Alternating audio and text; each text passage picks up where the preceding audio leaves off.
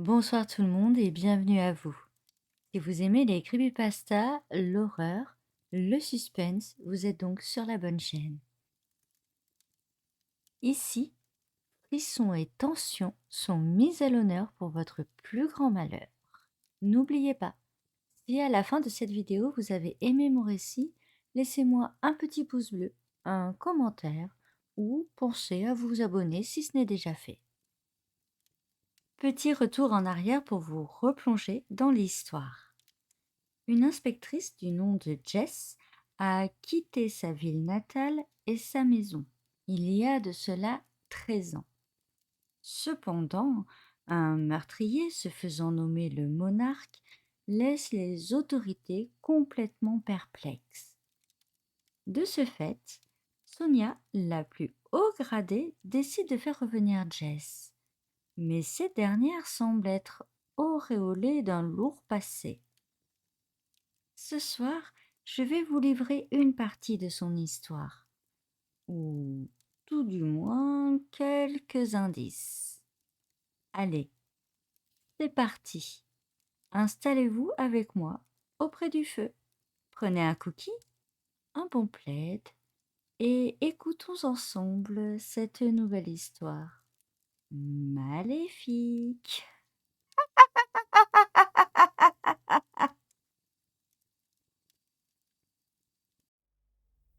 Jess se réveilla encore plus fatiguée que lorsqu'elle s'était endormie. 5 heures étaient passées et son téléphone n'avait toujours pas sonné. Sonia devait être sur les nerfs, elle aussi. 2 corps, 2 énigmes, et, mis à part ses papillons, rien ne les reliait de prime abord. Elle se passa le visage sous l'eau et regarda son reflet dans le miroir. Elle semblait cadavérique. Sa peau tendait vers le gris et les marques de fatigue s'étendaient sous ses yeux bleus délavés. Elle souffla, puis se mit une gifle. « Ressaisis-toi, putain !» Mais le visage de Lucie revenait sans cesse. Une nouvelle gifle. Puis les larmes lui montèrent aux yeux en même temps que le rouge aux joues. Elle redescendit et se fit un nouveau café. Il lui faudrait remplir son frigo, mais elle ne s'en sentait pas la force. Elle découvrit derrière sa porte d'entrée une enveloppe matelassée glissée dans la fente de sa boîte aux lettres pendant qu'elle dormait. Un mot sur le dessus qui venait de sa bosse. « Je t'attends demain. Il reste encore quelques examens à faire, mais voici déjà le rapport pour ce matin. » Elle passa dans la buanderie à côté de la cuisine et regarda les cartons entassés sous une bonne couche de poussière. Certains, abandonnés ici, qu'elle n'osait pas toucher, ne serait-ce qu'effleurer du bout de ses doigts. Lucie. Le prénom, écrit à la va-vite, semblait s'être altéré au fil des ans. Jess marcha délicatement jusqu'au fond de la pièce avant d'en retirer ce qu'elle était venue chercher. Un panneau immense, en liège, comme on en voit parfois dans les séries policières. Elle le ramena dans la cuisine puis l'installa au-dessus de la cheminée du salon. Là, délicatement, elle reprit la copie du dossier que lui avait fourni Sonia. Elle récupéra une trousse et éparpilla les papiers au sol. Monarque. Elle passa un coup de stabilo à chaque fois que le mot se présentait à elle. Signature. Elle changea de couleur pour faire de même. Papillon. Puis elle passa à l'entourage des mots identiques dans les 2 affaires. Chirurgicale, exsangue, précision professionnelle. Elle éparpilla ensuite les premières analyses sur les tags qui étaient apparus en tout premier sur la ville. Je serai votre plus grand cauchemar. Vengeance, faute, incompétence, folie. Des mots graffés dans des endroits sans intérêt et sans lien avec les victimes. Elle retourna encore une fois à son panneau de liège. Elle avait beau avoir pointé les lieux en bleu pour les tags, ceux en rouge pour les corps, rien n'apparaissait avec évidence. Qui es-tu?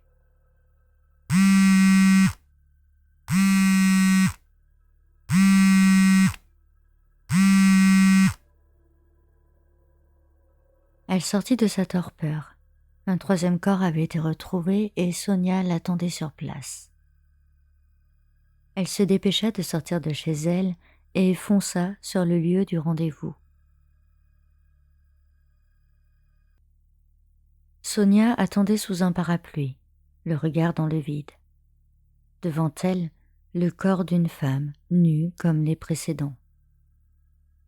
Sur son torse, une énorme cicatrice lui barrait le sternum de bas en haut. Lorsque Jess arriva, elle aperçut le légiste penché sur la victime, stéthoscope vissé aux oreilles. « On a quoi ?» « Désolée de t'avoir fait venir plus tôt que prévu, mais cette femme est morte.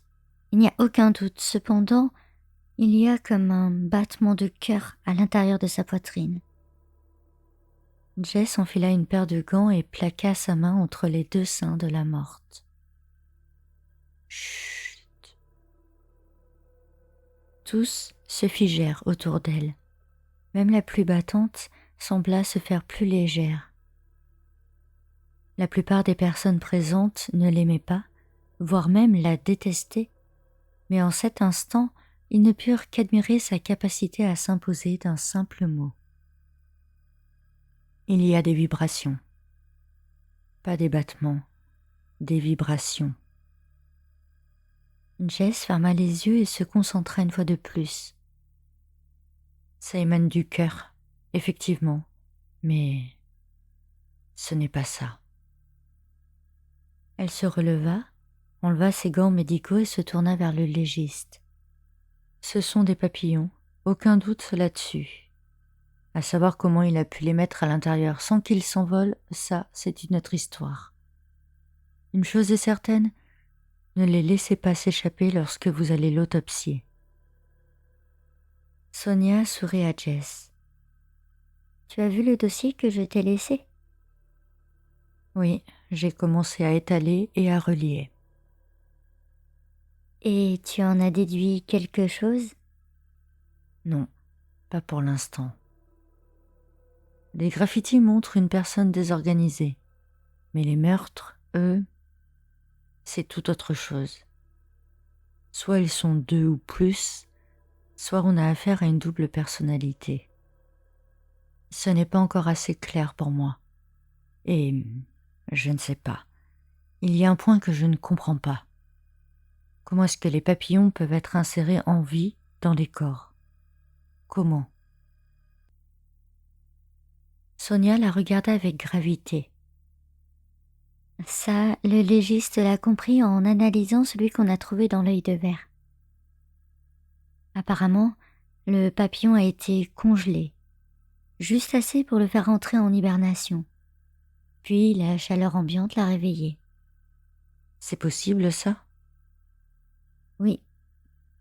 Ils sont souvent transportés ainsi lorsqu'ils sont vendus sur Internet.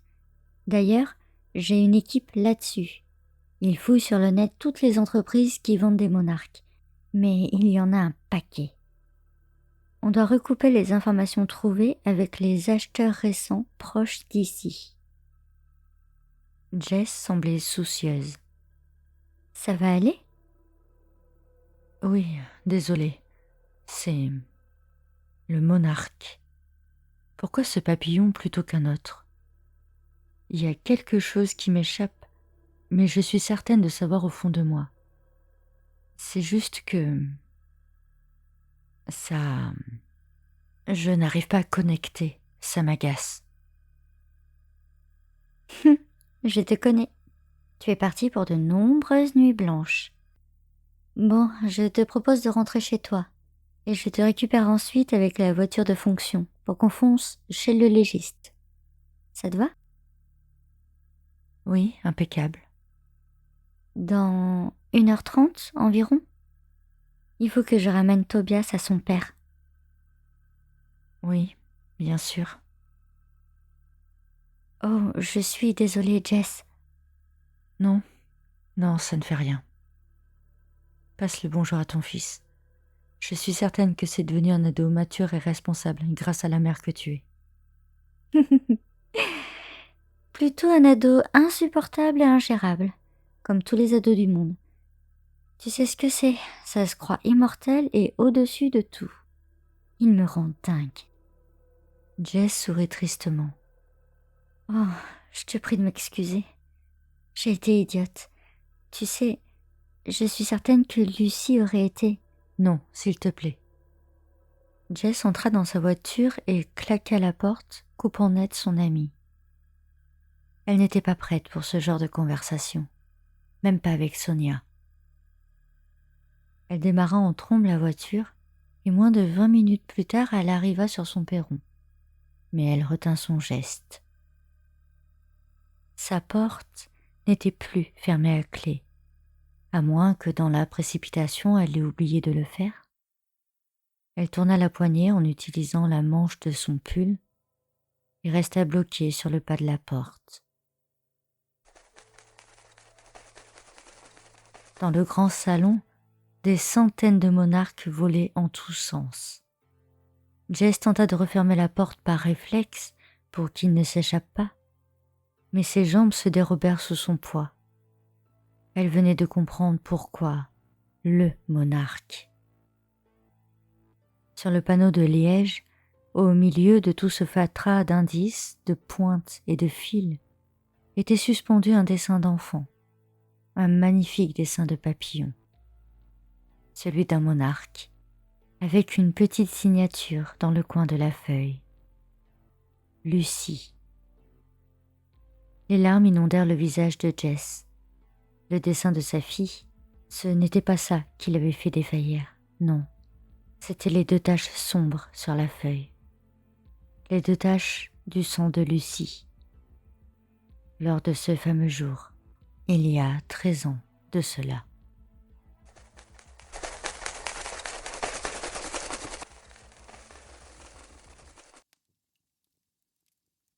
J'ignore si cette histoire vous plaît autant qu'à moi, mais j'avoue m'amuser comme une folle à laisser autant de suspense. La semaine prochaine, nous découvrirons ce qu'il s'est passé il y a 13 ans de cela. Quel mystère plane sur cette journée qui semble avoir changé la vie de l'inspectrice pour toujours? Serait-il possible que la solution de cette affaire soit au cœur même de cette journée? Et qui se cache sous les traits du monarque? Je vous laisse l'espace commentaire pour en discuter entre vous si vous le souhaitez. Sur ce, je vous revois très bientôt pour de nouvelles histoires. Et je vous invite à activer la petite cloche bleue si vous voulez être averti de la suite. Je vous souhaite une maléfique semaine et je vous donne rendez-vous dimanche prochain, même heure et même endroit, pour une suite d'histoires maléfiques.